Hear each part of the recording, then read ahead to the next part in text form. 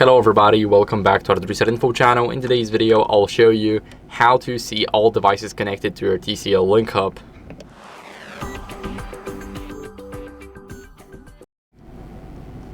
So first, what you guys want to do is go over to the WebUI website. So it's 192.168.1.1, and you will be here after you log in.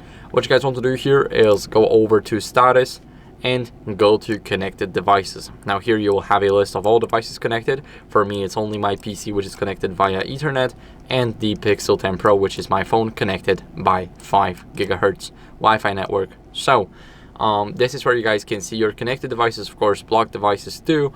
And this is basically every single device that's connected right now to your network. So that's it for the video. I hope it was helpful. If it was, then leave a like, subscription, and a comment, and I'll see you in the next one. Bye.